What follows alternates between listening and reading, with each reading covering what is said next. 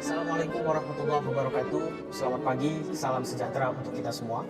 Perkenalkan, nama saya Fajar Ivandoli, Esos MSI. Saya adalah salah satu dosen daripada program studi Ilmu Administrasi Negara Sekolah Tinggi Ilmu Administrasi Setistio Morobungo, Provinsi Jambi. Pada kesempatan ini, saya akan menjelaskan terkait dengan salah satu mata kuliah yang saya ampu, yaitu mata kuliah Sistem Administrasi Negara Indonesia.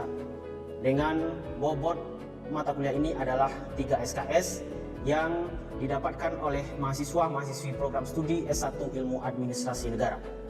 Penjelasan terkait dengan mata kuliah ini adalah salah satu bagian untuk memenuhi kewajiban sebagai dosen dan sebagai bukti pernyataan deskripsi diri unjuk kerja Tridharma Perguruan Tinggi atau yang disingkat dengan PDD UKT-PT bidang pengajaran. Di dalam mendeskripsikan mata kuliah ini, saya ingin menyampaikan bahwa di dalam kegiatan pembelajaran di kelas, saya menerapkan teknik pembelajaran DAA yang merupakan singkatan dari Delivery, Interaction, dan Assessment. Pada salah satu mata kuliah yang sedang saya ampu, yaitu mata kuliah Sistem Administrasi Negara Indonesia. Sebelum saya masuk ke dalam beberapa bagian yang telah saya sebutkan sebelumnya, izinkan saya terlebih dahulu menjelaskan sebenarnya apa itu mata kuliah Sistem Administrasi Negara Indonesia. Mata kuliah Sistem Administrasi Negara Indonesia merupakan mata kuliah yang hadir untuk membekali para mahasiswa atau mahasiswi dengan pengetahuan, pemahaman, dan kemampuan dalam menganalisa bagaimana penerapan dan model-model dalam sistem administrasi negara Indonesia yang berdasarkan Undang-Undang Dasar 1945 beserta mahasiswa dapat memahami bagaimana sistem pembagian kekuasaan, kewenangan, dan pelaksanaan kebijakan yang ada pada sub-subsistem administrasi negara. Melalui mata kuliah ini, diharapkan para mahasiswa juga mampu menjelaskan bagaimana dinamika dan proses serta perkembangan daripada administrasi negara Republik Indonesia dari masa ke masa, serta bagaimana proses politik, sosial, budaya, serta masyarakat Indonesia itu sendiri sehingga terbentuk suatu pemerintahan yang digunakan oleh negara Republik Indonesia dari sekarang sampai saat ini. Sebelum saya menjelaskan dan menyampaikan apa saja capaian pembelajaran mata kuliah ini, dalam hal ini tentu saya telah bekerja sama bersama tim pengajar yang lainnya membahas mengenai capaian-capaian pembelajaran lulusan yang diinginkan oleh program studi Ilmu Administrasi Negara Sekolah Tinggi Ilmu Administrasi Setistio. Dari capaian pembelajaran lulusan prodi ini kemudian dikembangkan dan diturunkan menjadi capaian pembelajaran mata kuliah atau disingkat dengan CPMK mata kuliah. Berikut saya akan menampilkan capaian mata kuliah Sistem Administrasi Negara. Pada capaian yang pertama adalah mahasiswa diharapkan mampu memahami berbagai teori umum mengenai sistem administrasi dan administrasi negara dalam kerangka kesatuan negara Republik Indonesia. Capaian yang kedua adalah mahasiswa diharapkan mampu memberikan sumbangan pemikiran dalam rangka penyelenggaraan pemerintahan yang efektif dan efisien dengan penerapan metode dan standar yang terbaru. Capaian mata kuliah yang ketiga adalah mahasiswa mampu menganalisa dan menjabarkan tantangan dan peluang serta solusi yang akan dihadapi dalam pengelolaan sistem administrasi negara Indonesia. Berikutnya, capaian mata kuliah yang keempat adalah mahasiswa mampu menganalisa berbagai kekurangan-kekurangan dalam implementasi sistem administrasi negara Indonesia pada penyelenggaraan pemerintahan baik pada level nasional maupun level lokal. Berikutnya yang terakhir adalah capaian mahasiswa diharapkan mampu mengetahui dan memahami segala macam proses manajemen dan kegiatan penyelenggaraan pemerintahan baik pada level nasional dan level pemerintahan lokal untuk dijadikan bahan kajian penelitian. Pada mata kuliah Sistem Administrasi Negara Indonesia ini nantinya lebih banyak melibatkan para mahasiswa seperti penguasaan materi inti, pengadaan atau kegiatan small group discussion, dan melakukan kegiatan observasi di beberapa kantor atau badan penyelenggara negara yang ada di Kabupaten Bungo. Adapun materi pembelajaran pada mata kuliah Sistem Administrasi Negara Indonesia ini adalah sebagai berikut.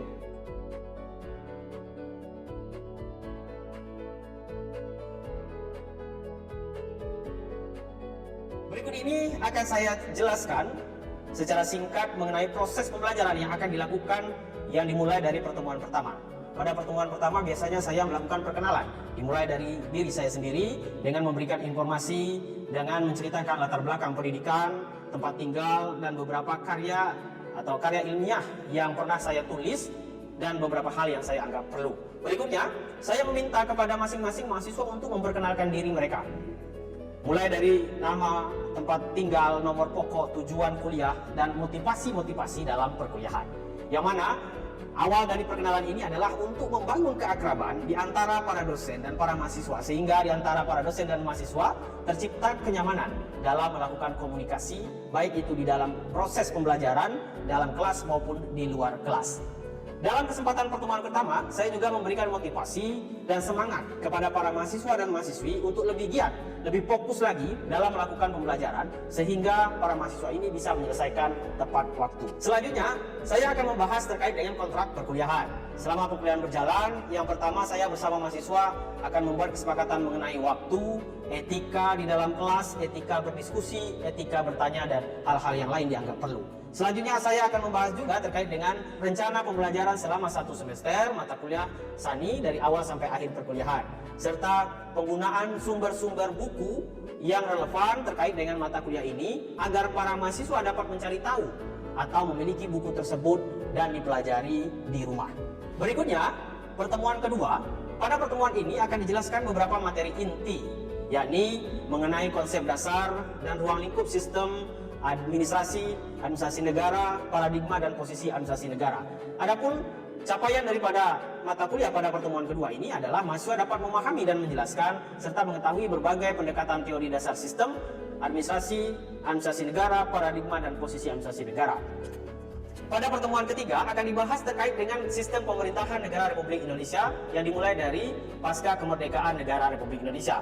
Adapun materinya adalah sistem pemerintahan pasca proklamasi, sistem pemerintahan kabinet parlementer dan presidensial, kabinet parlementer liberal, yang keempat kabinet parlementer presidensial, dan kabinet parlementer orde baru, serta kabinet pemerintahan masa reformasi. Adapun capaian daripada mata kuliah pada pertemuan ketiga ini adalah mahasiswa dapat memahami dengan baik dan dapat menjelaskan bagaimana sejarah terbentuknya dan sistem pemerintahan negara Republik Indonesia mulai dari pasca kemerdekaan sampai saat ini beserta dinamika-dinamika yang terjadi. Berikutnya, pada pertemuan keempat akan membahas terkait dengan materi. Yang pertama adalah materi mengenai konstitusi dan dasar negara. Yang kedua adalah Pancasila. Yang ketiga adalah amandemen UUD 1945 serta cita-cita dan tujuan daripada negara. Adapun capaian daripada pembelajaran ini adalah mahasiswa mampu menjelaskan dan mengerti dasar-dasar daripada sistem penyelenggaraan pemerintahan negara dan tujuan serta cita-cita bangsa Indonesia. Pada pertemuan berikutnya adalah pertemuan kelima dan keenam. Pada pertemuan kali ini akan membahas mengenai birokrasi dalam sistem pemerintahan negara Republik Indonesia.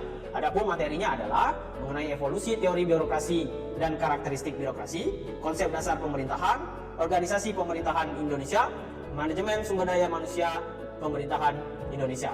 Adapun capaian pembelajaran pertemuan kelima dan keenam pada mata kuliah ini adalah mahasiswa mampu menjelaskan birokrasi sebagai tonggak penyelenggara sistem pemerintahan Indonesia.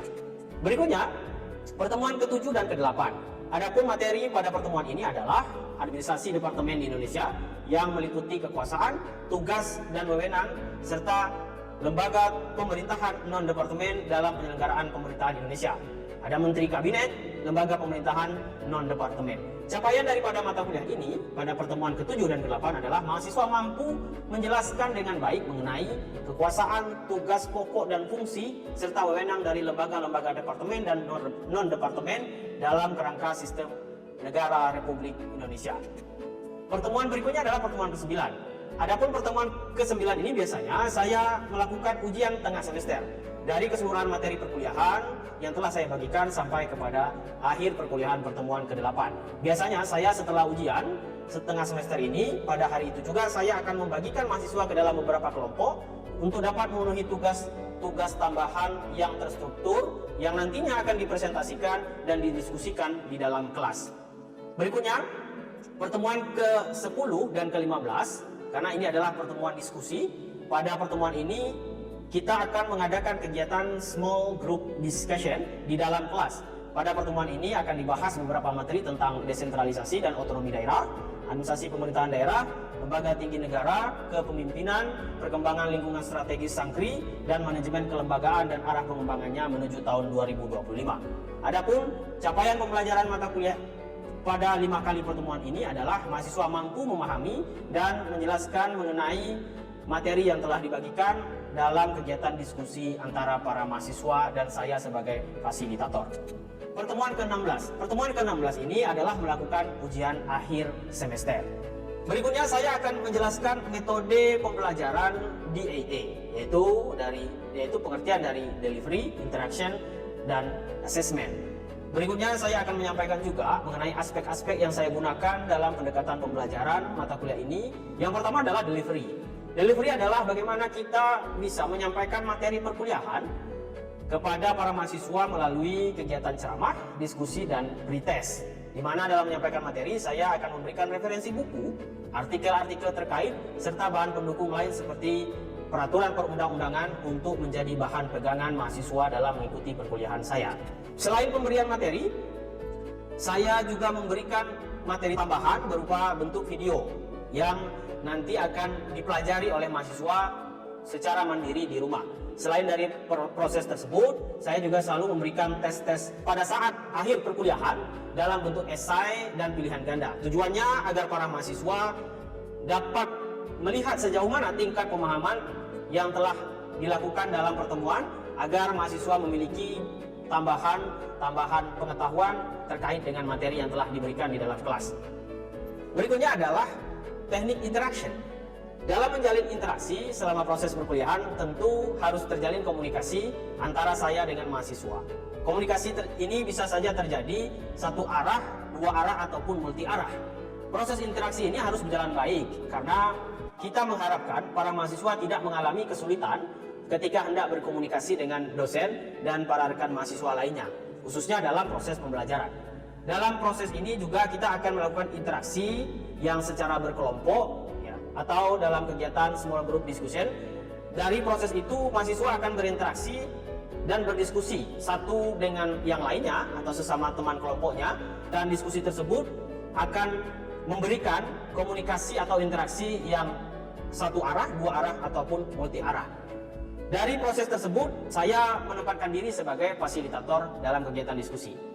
Dalam proses perkuliahan biasanya saya juga memberikan kesempatan kepada para mahasiswa untuk menyampaikan atas situasi-situasi terkini atau kondisi-kondisi yang up to date, tentunya berkaitan dengan materi-materi yang akan kita pelajari. Dalam proses perkuliahan saya juga mengajak kepada para mahasiswa untuk bisa saling bertanya dan saling memberikan dukungan. Begitu juga saya sangat terbuka dengan segala macam kritik, saran, dan kesalahan-kesalahan yang mungkin mahasiswa boleh menyanggah daripada materi yang sedang saya bahas. Hal ini tentu dimaksudkan agar para mahasiswa lebih kritis, tetapi sanggahan itu tentu harus didukung dengan data-data yang akurat. Saya juga sangat terbuka terkait proses interaksi ini, begitu juga di dalam kelas, dan mahasiswa bisa berinteraksi dengan saya melalui media online seperti WhatsApp, grup, atau email. Tentu hal ini kita gunakan dalam diskusi terkait dengan perkuliahan atau tugas-tugas yang diberikan. Teknik yang terakhir adalah asesmen. Asesmen ini bertujuan untuk mengukur sejauh mana taraf keberhasilan daripada para mahasiswa dalam proses belajar mengajar.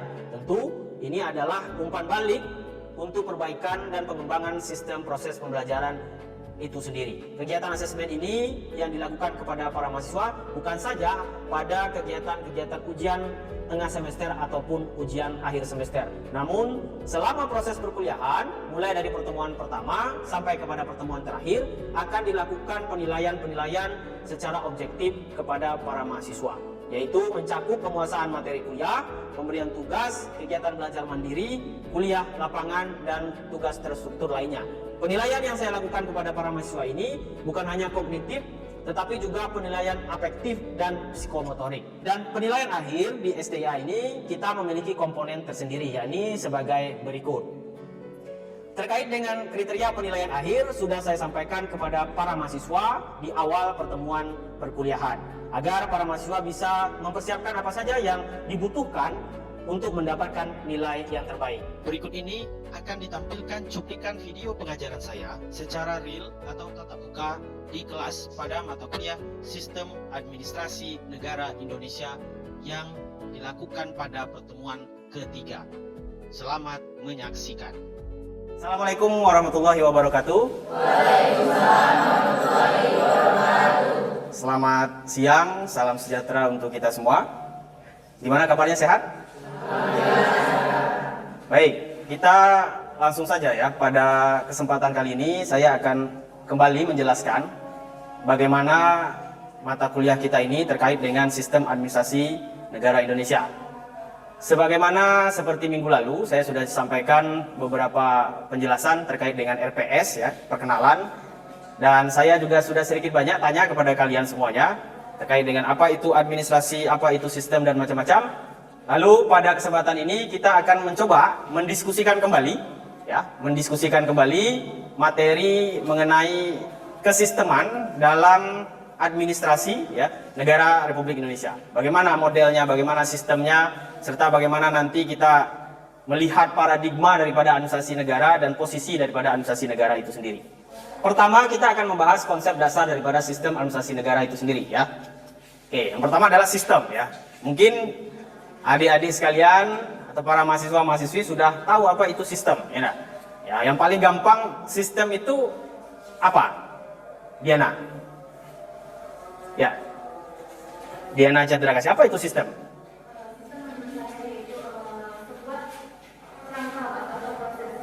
Sebuah kerangka atau proses. Oke, ada lagi yang lain? Arif, sistem itu apa, Arif?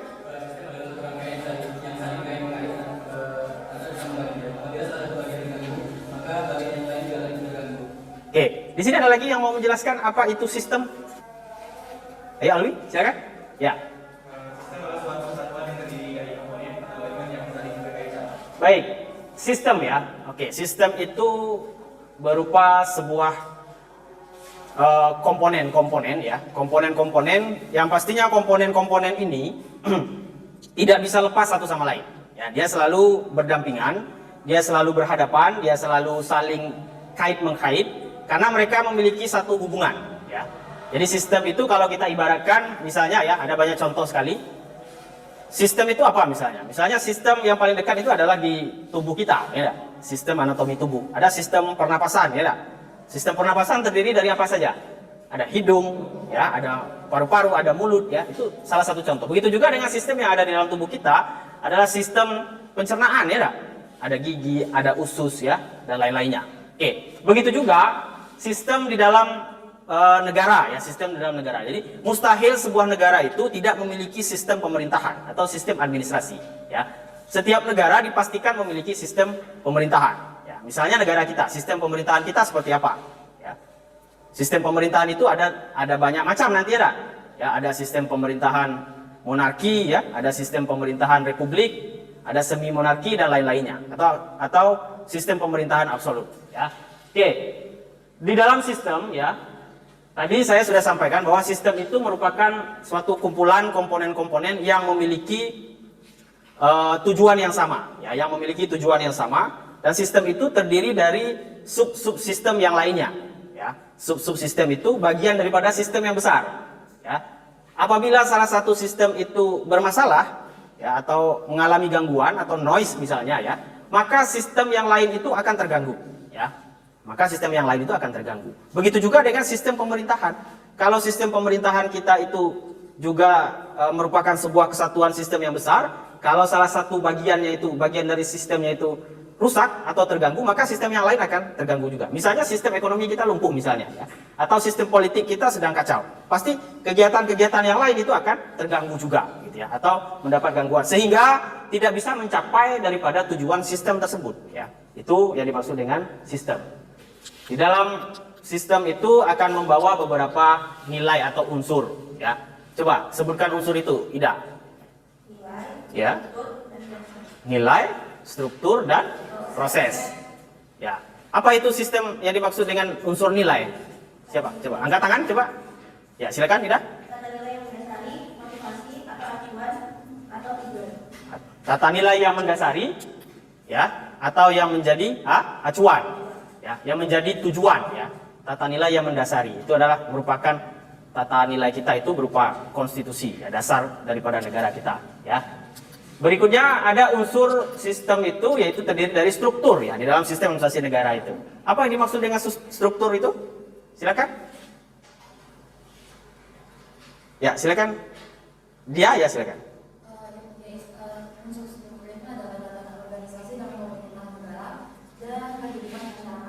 Ya, tatanan organisasi dalam pemerintahan negara dan kehidupan masyarakat bangsa. Ya, jadi di dalam negara itu kan terdiri berbagai macam organisasi, ya, organisasi baik itu lembaga tinggi negara, organisasi kemasyarakatan, organisasi profesi, organisasi swasta dan macam-macam yang membentuk ya sebuah tatanan organisasi ya dalam pemerintahan negara.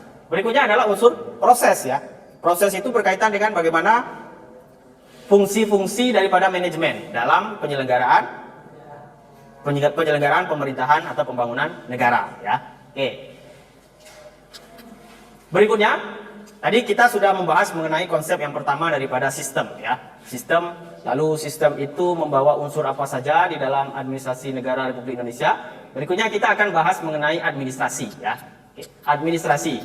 Coba siapa yang bisa menjelaskan apa itu administrasi? Silakan. Bagus. Ya, secara pengertiannya apa itu administrasi?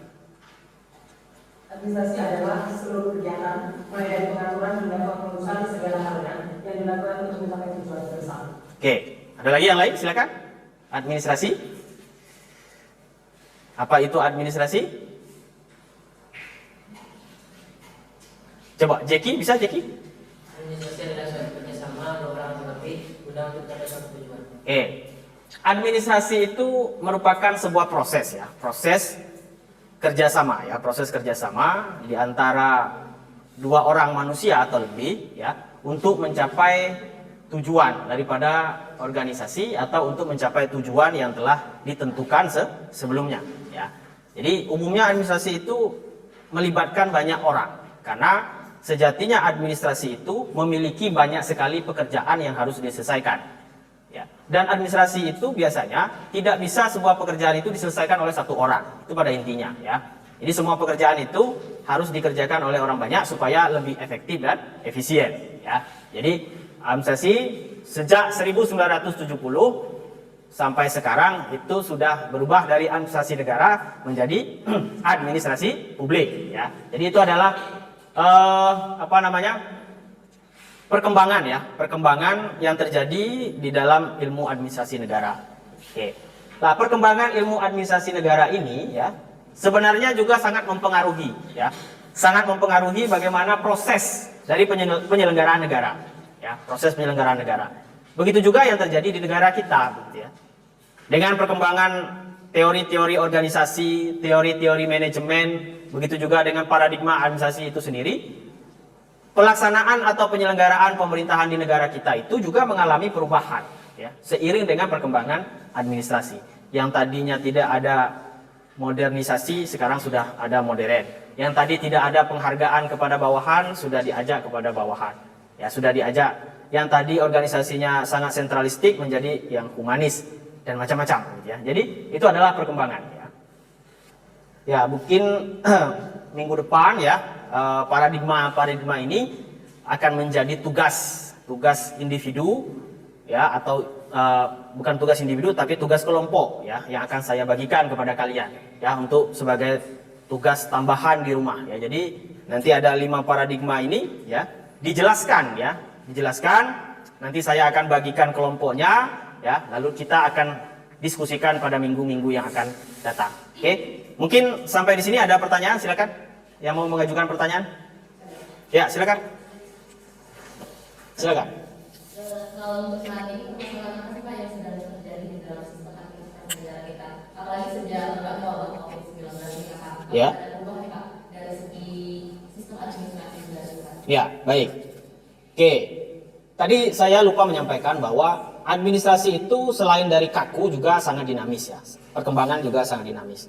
Begini maksudnya. Kalau kita kaitkan apakah administrasi itu mengikuti perkembangan zaman, kan itu pada intinya ya. Lalu administrasi itu apakah bisa menyelesaikan persoalan yang ada pada saat ini? Lalu apa masalah-masalah yang ada pada administrasi pada saat ini? Dulu ya, metode pekerjaan yang ada di setiap instansi pemerintah itu masih sangat konvensional ya. Katakanlah dari segi peralatan begitu ya. Dari segi peralatan masih menggunakan alat-alat manual ya. Mesin ketik misalnya ya, itu sederhananya ya, mesin ketik ya. Terus cara menilai kinerja pegawai itu standarnya belum ada atau belum terlalu jelas gitu, atau yang lain-lainnya. Nah, sekarang ini ya perkembangan administrasi itu juga sudah sangat sangat terbuka sekali. Misalnya administrasi sekarang itu bisa saja menggunakan mode-mode yang sudah kekinian gitu, menyesuaikan dengan perkembangan teknologi ya. Hari ini orang kalau mau buat SIM itu tidak perlu datang ke kantor, ya enggak? Atau orang mau buat ATM misalnya ya, itu sudah bisa penginputan datanya dari rumah ya. Pun dengan kegiatan-kegiatan administrasi yang lain-lainnya juga sekarang itu sudah melakukan transformasi kepada dunia-dunia yang digital ya. Orang bayar pajak ya, ke negara ya, masyarakat bayar pajak ke negara. Itu juga sudah saat ini sudah melakukan transformasi yang sangat luar biasa sekali menggunakan e-digital ya. Sekarang itu ada e-government ya, elektronik, e-wallet, segala macam ya, sudah sangat bertransformasi kegiatan administrasi. Oke, bagaimana perubahan tadi misalnya terhadap COVID ya? Ya tidak bisa dipungkiri juga bahwa unsur administrasi itu ya manusia di dalamnya. Manusia itu pasti punya nafsu, pasti punya kesalahan ya. Jadi tidak dipungkiri juga bahwa akan terjadi kesalahan-kesalahan begitu ya di dalam administrasi negara begitu ya, dalam penyelenggaraan negara. Misalnya dalam urusan COVID ini ya misalnya penyelenggaraan negara terkait dengan kebijakan pemberian bantuan. Itu ada saja beberapa pejabat itu yang melakukan tindak penyelewengan ya enggak? Sudahlah di masa pandemi, ada pula pejabat yang melakukan atau mengimplementasi kebijakannya tidak sesuai dengan peraturan. Kemarin kan sudah tahu ya ceritanya ya, Kementerian Sosial itu ditahan di KPK misalnya, ketahuan bahwa melakukan korupsi. Oke, itu saya kira ya jawabannya. Jadi administrasi itu sudah sangat bertransformasi sekali ya sekarang itu. Ya, dalam perkembangan dunia atau perkembangan zaman. Oke, ada lagi? Ada, silakan.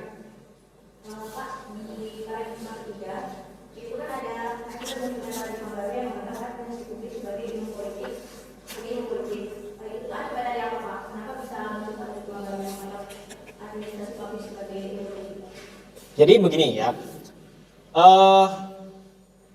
jadi kita orang administrasi negara pada waktu itu ilmuannya itu diuji keras-kerasan ya, dikritik habis-habisan oleh para ilmuwan-ilmuwan yang lain. Salah satunya adalah namanya Herbert Simon ini ya, dia adalah seorang politikus ya, ahli politik. Dia mengatakan bahwa prinsip-prinsip administrasi itu tidak jelas katanya ya, prinsip-prinsip tidak jelas ya. Sehingga Anda yang mencoba mendalami ilmu administrasi publik itu kembali saja kepada ilmu politik begitu ya.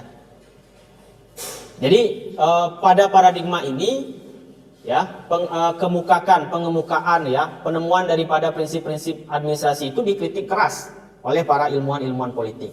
Jadi ini tidak layak ya. Ini tidak layak. Apakah administrasi itu bisa diterima oleh semua organisasi yang ada di dunia ini, di publik begitu ya, secara universal misalnya? Kalau tidak ya tidak bisa. Anda harus kembali lagi ke dalam bahwa kajian Anda itu ya kajian ilmu politik, begitu maksudnya ya. Jadi pertanyaannya? Ya sebabnya tadi tidak bisa mempertahankan argumentasi tadi ya. Karena para ilmuwan administrasi tadi masih dikritik habis-habisan oleh para ilmuwan politik begitu ya. Dia mengatakan bahwa lokusnya itu tidak jelas, lokusnya kabur dan segala macam gitu. Jadi ya sudah, ini masih tetap bagian daripada ilmu politik katanya begitu ya. Jadi tapi dengan seiring perkembangan keilmuan, maka ilmu administrasi bisa menjadi sebuah ilmu ya. Administrasi negara bisa menjadi sebuah fokus kajian keilmuan gitu. Oke. Saya kira cukup ya untuk pertemuan hari ini ya. Ingat tadi saya sudah memberikan tugas ya. Jadi tugas itu tolong dikerjakan, lalu dibuat PowerPoint, nanti kita akan presentasikan ya. Itu saja, cukup sekian untuk pertemuan hari ini. Lebih dan kurang mohon maaf. Saya akhiri, wabillahi taufiq wal hidayah. Assalamualaikum warahmatullahi wabarakatuh. Oke, terima kasih. Demikianlah deskripsi singkat mengenai rencana pembelajaran 1 semester mata kuliah Sistem Administrasi Negara Indonesia. Semoga dapat memberikan sedikit gambaran mengenai kegiatan singkat saya sebagai dosen di program studi ilmu administrasi negara. Dan sebagai bukti dari pernyataan deskripsi diri, unjuk kerja Tridharma Perguruan Tinggi bidang pengajaran. Atas perhatiannya saya ucapkan terima kasih. Wassalamualaikum warahmatullahi wabarakatuh.